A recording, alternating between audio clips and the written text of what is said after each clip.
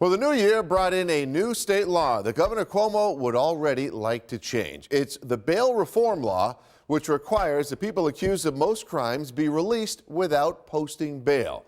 But while this is on the governor's to-do list for this year, 2020, he may need to convince fellow Democrats in the legislature to go along on this. Investigative reporter Steve Brown joins us now with more on this. And who does the governor have to convince to make these changes in 2020? Some pretty influential people. We'll start with the one at the top of the list, and that would be the leader of the state Senate. Andrea Stewart-Cousins, in a morning news conference, said that she and her fellow Democrats, for now, will wait and see how this new law works. There has been criticism of the law over instances of high-profile crimes where the accused has been released without bail.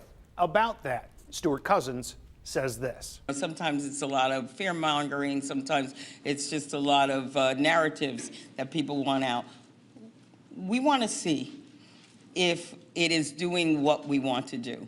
And again, we want to make sure that people understand that we don't want to criminalize poverty. We do not want to continue a system that everybody agrees is broken without making the changes. The one thing Stewart-Cousins says she would look at was a possible change to people accused of hate crimes. She talked about putting hate crimes in the same category as other serious felonies where judges can still require bail for a defendant.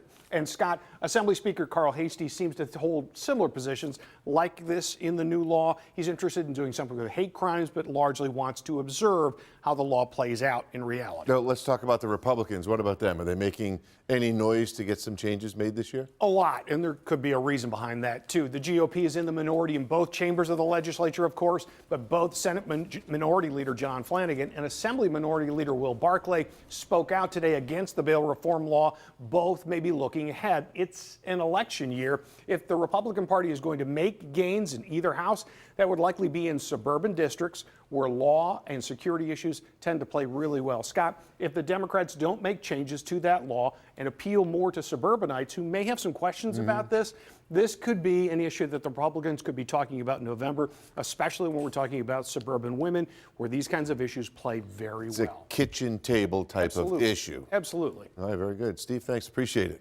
Mary Alice?